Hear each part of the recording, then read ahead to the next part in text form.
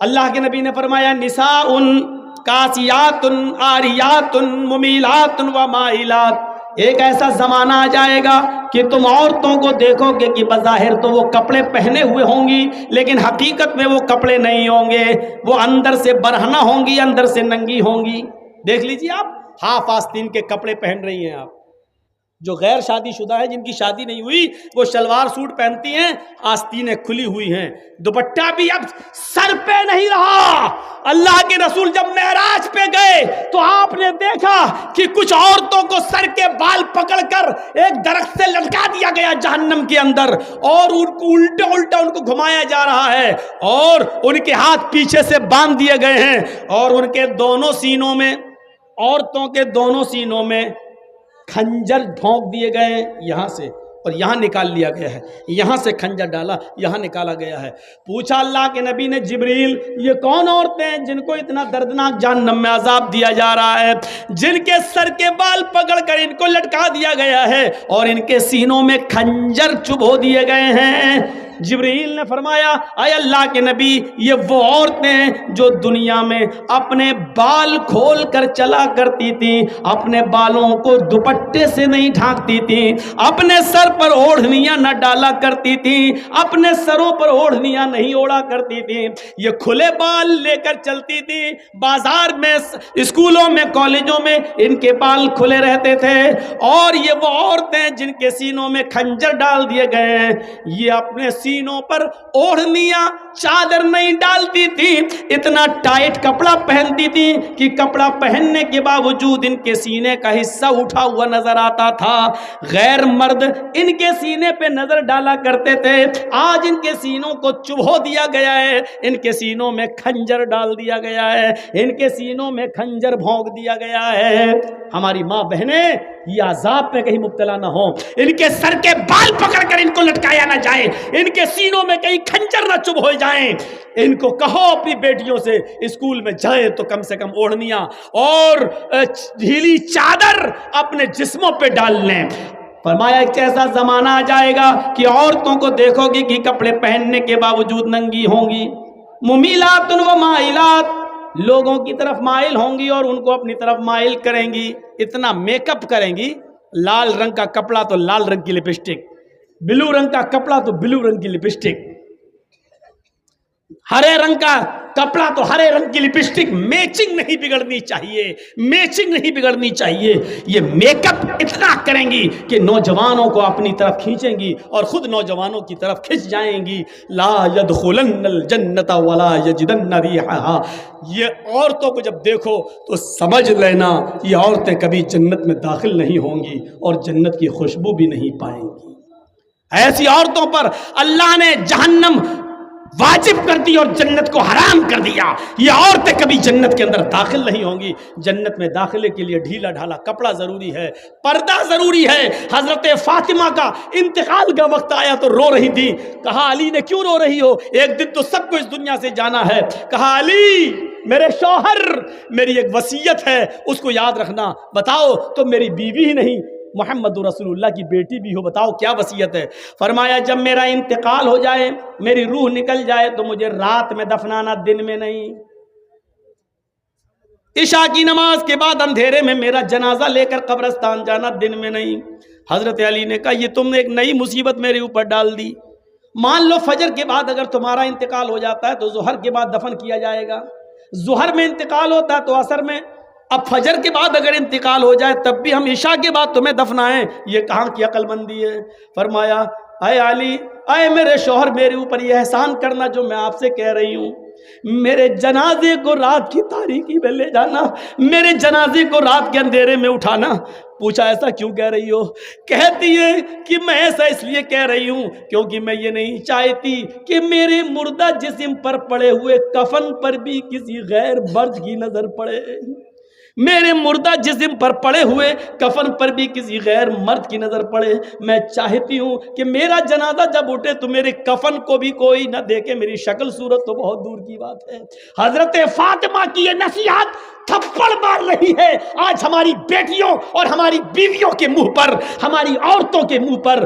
غور کریں، مرنے کے بعد کوئی نکاح نہیں کر سکتا ہے، مرنے کے بعد کوئی کسی سے دلچسپی نہیں رکھتا ہے، کتنی خوبصورت لڑکی کیوں نہ زمین پہ پڑی ہو، اگر مر گئی تو اس کی طرف کوئی انٹرسٹ نہیں لیتا ہے۔ لیکن حضرت فاطمہ کیا کہہ رہی ہیں کہ میرے انتقال کے بعد میرے مرے ہوئے جسم پر پڑے ہوئے کفن پر بھی کسی غیر مرد کی نظر نہ پڑے۔ ایک طرف اس پردے کو دیکھیے اور ایک طرف ہمارا سماج، ہماری سوسائٹی، اور اس سوسائٹی میں گھومنے والی آوارہ گائیں، آوارہ بھیڑوں کو دیکھیے۔ آج مجھے کہنا پڑ رہا، آوارہ گائیں، آوارہ بھینسیں، آوارہ بکریاں، آوارہ بھیڑیں، ان کو کہنا پڑ رہا ہے۔ آپ یہ مت کہیے کہ مولانا جرجیس مثال غلط دے رہے ہیں، ضرورت پڑنے پر قرآن نے بھی چوپایوں کی مثال دی ہے۔ اولئک کالانعام بل ہم اضل، یہ چوپایوں کی طرح ہیں بلکہ ان سے بھی زیادہ گئے گزرے۔ جب قرآن انسان کو اللہ چوپایوں کی طرح کہہ سکتا ہے، اگر ہم نے ان کو بے لگام گھوڑی اور بے لگام اونٹنی یا ہم نے آوارہ بھیڑ و بکری کہہ دیا تو کوئی غلط نہیں کیا، کوئی غلط نہیں کیا۔ ہمیں اپنے معاشرے پر نظر ڈالنا ہے۔ ایک عورت کی سب سے بڑی عزت وہی چیز ہے، شرمگاہ۔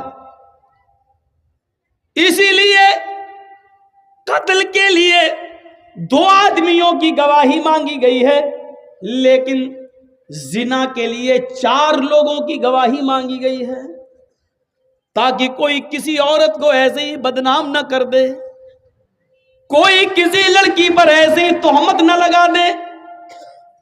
مولوی جرجیس نے ایک لڑکے کو اور ایک لڑکی کو زنا کرتے ہوئے دیکھا ہے، بند کمرے میں دیکھا ہے، دونوں کو ننگی اوستھا میں دیکھا ہے، لیکن صرف جرجیس نے دیکھا ہے۔ جرجیس اپنی زبان پہ کنٹرول کر، اسلامی حکومت اگر موجود ہو تب بھی تم نہیں بولو گے، اس لیے کہ تمہارے پاس 4 گواہ نہیں ہیں۔ کسی بھی لڑکی کی عزت و آبرو کو تم اچھال رہے ہو، یہ ان کا ذاتی معاملہ ہے، وہ چاہیں تو توبہ کر کے اپنے رب کو منا سکتے ہیں، لیکن جرجیس صاحب کو تو دشمنی ہے اس لڑکے سے بھی اور اس لڑکی سے بھی۔ آئے اور کہہ دیا صاحب ان دونوں کو میں نے غلط کام کرتے ہوئے دیکھا اور حقیقت میں دیکھا اور سچ میں دیکھا، میں قسم کھا کے کہتا ہوں کہ اللہ کی قسم میں نے دیکھا، لیکن اس کے باوجود اسلامی سماج، جہاں اسلامی قانون ہوگا وہاں میری بات نہیں مانی جائے گی، میری بات نہیں مانی جائے گی۔ جرجیس صاحب تم نے دیکھا؟ ہاں۔ دوسرا گواہ؟ صاحب ہمیں نہیں معلوم۔ دیکھنے کے باوجود ہم مجرم ہیں۔ دیکھیے ایک لڑکی کی عزت کو اسلام نے کتنا پیارا بنایا ہے، جس کو ہم موبائلوں میں بات کر کر کے چھلنی کر دیتے ہیں۔ گفتگو ہوئی؟ ہاں آ جاؤ، اس جلسے میں بھی آئی ہوں گی، فون پہ بات کر کے 3-4 بجے سیٹنگ ہو گئی ہوگی، ہاں فلاں جگہ ملیں گے۔ آج تو تمہارے پاپا بھیج ہی دیں گے، جلسے کے نام پہ کون روکے گا؟ تم ہنس رہے ہو، یہ رونے کا مقام ہے، رونے کا۔ ہماری بہنوں بیٹیوں کے لیے کہاں پر میٹنگیں ہو چکی ہیں کہ ان کو کالجز اور یونیورسٹی میں پڑھاؤ اور جگہ دو اور غیر مسلموں سے ان کے نکاح کرواؤ اور 2-4 بچے پیدا کر کے بچے اپنے پاس رکھ کے ان کو چھوڑ دو۔ ہماری بیٹیوں کے خلاف میٹنگیں ہو چکی ہیں، آپ ہنس موبائل میں لگے ہو، ایکسکیوز می، ہائے ڈارلنگ، اسی میں آج ہم پڑے ہوئے ہیں۔ یاد رکھو جس راستے پہ تم چل رہے ہو، اللہ کی قسم یہ راستہ تمہارے گھر تک جاتا ہے، تمہاری دہلیز تک جاتا ہے۔ قرآن نے زنا کو کیا کہا ہے؟ لا تقربوا الزنا۔ قرآن نے کیا کہا ہے؟ لا تقربوا الزنا انہ کان فاحشۃ وساء سبیلا۔ یہ بہت گندا راستہ ہے۔ اللہ نے زنا کو گندا راستہ کیوں کہا؟ زنا کو یہ نہیں کہا گندا کام، اللہ نے کیا کہا؟ گندا کام تو ہے ہی لیکن بہت گندا راستہ بھی ہے۔ یہ گندا راستہ کیوں کہا؟ پورے 1 سال تک میں یہی ڈھونڈتا رہا کہ جب زنا گندا کام تھا تو گندا کام کہہ دیا تھا، اللہ نے کافی تھا، لیکن گندا راستہ کیوں کہا ہے؟ زنا راستہ کیسے ہو سکتا ہے؟ گندا راستہ 1 سال تک پڑھا، 1 سال تک کتابوں کی ہم نے पन्ने पलटे, 1 साल तक हमने चेक किया, 1 साल तक मौलवियों से राब्ते कायम किए, 1 साल तक बड़े बड़े उलमा से हमने कांटेक्ट किया, तब 1 साल के बाद हम इस नतीजे पे पहुंचे कि अल्लाह ने इसको गंदा रास्ता इसलिए कहा क्योंकि जिस रास्ते पे तुम चल रहे हो इसकी मंजिल तुम्हारे घर तक जाती है। यानी तुम दूसरों की बहन बेटी के साथ जो जिना करने का इरादा करते हो, हकीकत ये होती है कि जिस रास्ते पे चल के तुम दूसरों की बहन बेटियों की इज्जत लूटते हो, ये रास्ता तुम्हारे घर तक जाता है, यानी तुम्हारी बहनों बेटियों की इज्जत भी लूटी जाती है। इसलिए अल्लाह ताला ने इसको गंदा रास्ता कहा है। गंदा रास्ता।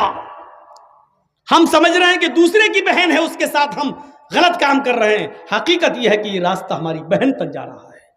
हम समझ रहे हैं कि दूसरे की बेटी है जिसके साथ हम गलत काम कर रहे हैं, हकीकत यह है कि हम अपनी बेटी के लिए दरवाजा खोल रहे हैं और ये रास्ता हमारी बेटी तक आता है। कितने दिन हो गए हमने नहीं बताया, और शायद आपको मालूम हो कि हमारे इलाके का वाकया है कि एक अमीर आदमी ने एक रिक्शा चलाने वाले को, जिसकी सिर्फ एक बहन थी, बस एक बहन, कोई नहीं था उसका, किसी बात पर नाराज होकर FIR करके उस लड़के को जेल पहुंचा दिया। अब बहन अकेली हो गई, मोहल्ले के लोगों ने साथ दिया, उसका खाना पानी हर तरीके से उसको कोई तकलीफ नहीं होने दी। 4 साल के बाद जब लड़का जेल से छूटा तो बहन अपने भाई से चिपक गई, रोने लगी। भाई ने तसल्ली दी, बहन अब क्यों रोती हो, मैं तो आ गया हूं।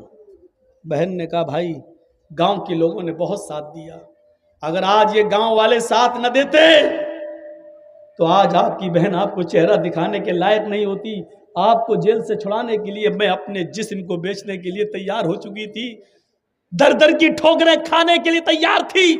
आपको जेल से छुड़ाने के लिए मैं इस दलदल में कदम रखने के लिए तैयार थी, लेकिन मोहल्ले वालों ने मुझे अपनी बेटी और अपनी बहन की तरह समझा और मुझे अपने घर में पनाह दी। भाई ने अपनी बहन के मुंह पर हाथ रखा।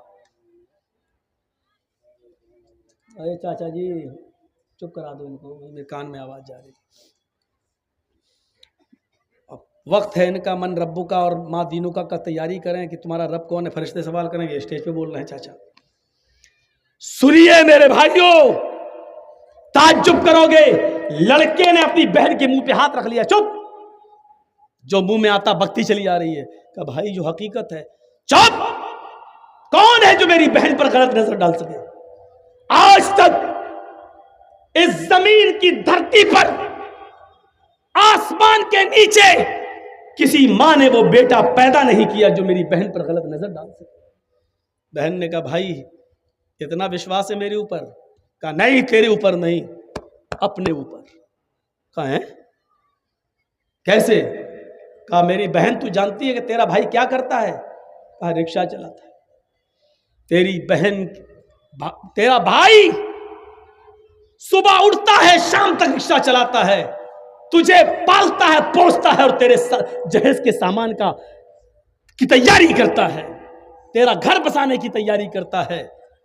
तेरे भाई के रिक्शे पर सुबह से लेकर शाम तक पता नहीं कितनी औरतें बैठती हैं और कितनी स्कूल की और कॉलेज की लड़कियां तेरे भाई के रिक्शे पर बैठती हैं। मेरी बहन, तेरे भाई के रिक्शे पर जितनी भी लड़कियां आज तक बैठी हैं, मैंने उन लड़कियों को अपनी बहन की नजर से देखा है। जब मैंने आज तक किसी की बहन पर गलत नजर नहीं डाली तो मेरी बहन पर गलत नजर कौन डाल सकता है? यहां बैठे हुए जितने लोग हैं समाजियों, सुनो, उत्तर दिनाजपुर के चप्पे चप्पे से आने वालों सुनो,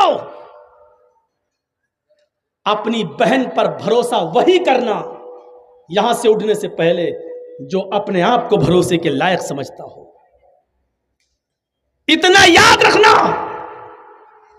अगर तुमने किसी की बहन और किसी की बेटी की इज्जत व आबरू से खेला है तो हकीकत में तुमने अपनी बहन और अपनी बेटी की इज्जत व आबरू से खेला है।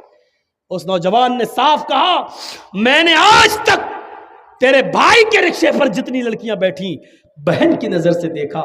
जब मैंने किसी की बहन पर गलत नजर नहीं डाली तो मेरी बहन पर कौन गलत नजर डाल सकता है? इस जुमलों से हमें और आपको सबक लेना चाहिए। सबक اگر آپ نے کسی کی بہن و بیٹی پر غلط نظر ڈالی تو یاد رکھنا ہم نے راستہ بنا دیا ہے اپنے گھر میں اپنی بہن اور اپنی بیٹی کے دروازے تک پہنچنے کا۔ الفاظ کڑوے ہیں مگر حق بجانب ہوں، الفاظ سخت ہیں لیکن اللہ کی قسم غلط نہیں ہیں، الفاظ میں تھوڑی سی سختی ہے لیکن میں معافی نہیں مانگوں گا، کیونکہ معافی کا چندہ کرنے کی عادت میری نہیں ہے۔ کس بات پر معافی مانگوں؟ کوئی غلط بات میں نے نہیں کہی ہے۔ اگر تم دوسروں کی بہنوں بیٹیوں پر غلط نظر ڈالو گے تو ہماری بہنوں بیٹیوں پر بھی غلط نظر ڈالی جائے گی۔ کما تدین تدان، عربی زبان کا مقولہ ہے، جیسا کرو گے ویسا بھرو گے۔ یہ حالات ہے، یہ صورتحال پیدا ہوئی۔ ایک جہیز کی لعنت ہم ختم نہیں کر پا رہے ہیں، اکیلے محمد رسول اللہ نے کتنی برائیوں کو ختم کیا ہے۔ شراب مکے میں بہہ گئی، جوا ختم ہو گیا، اور امن و امان ایسا کہ آج بھی سعودی عرب کے اندر اگر 5 ریال اور 10 ریال بھی پڑے ہوں تو ڈر سے کوئی اٹھاتا نہیں ہے۔ اگر اٹھا لیں گے کیمرے میں ریکارڈ ہو گیا تو کہیں میرا ہاتھ نہ کاٹ ڈالا جائے۔ آج بھی امن و امان اور شانتی کا ایسا گہوارہ بن گیا ہے ہمارا عرب ملک۔ آپ غور کر رہے ہیں؟